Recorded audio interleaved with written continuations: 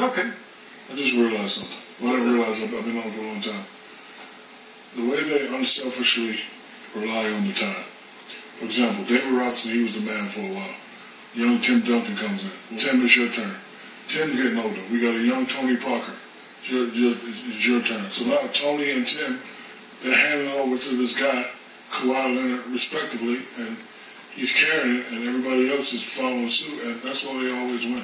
So, kudos to the Spurs and kudos to Poppavich for respecting the time and just, respecting the game. Because, a lot of guys, including me, when I got older, I still didn't want to hand it over, but, these guys always do it the right way. And that's why, 27-7 since the All-Star break, 17 out of 20, and that's why they still have a good chance to win, even though they're older, but the way they play, and, when you got a young guy and a veteran says, you're the man, that's big. It's that culture thing you were talking about. Oh, yes, it's big. I mean, I can remember, the first time being on the court with Isaiah, and then I do a move, and then Isaiah said, good move, big fella. I'm like, Isaiah just told me, good move, I'm here. So to have legends, future first ballot Hall of Fame, and say, Kawhi is your team. Because Kawhi 26, Tim Duncan 12, you wouldn't have seen that back in my day. Not at all. It would have been Tim Duncan 20, Kawhi 12. But, to see that right now, and just to see them go with that, they're still a dangerous team. You guys know how hard it is to have a good season, let alone string together a couple. We're talking about 16 straight years of 50 wins or more. Basically 16 straight years where this team is a contender year after year.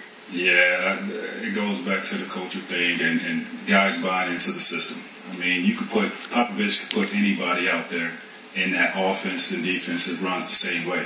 Those guys bought into what his system is, and they play very unselfishly. They move the ball.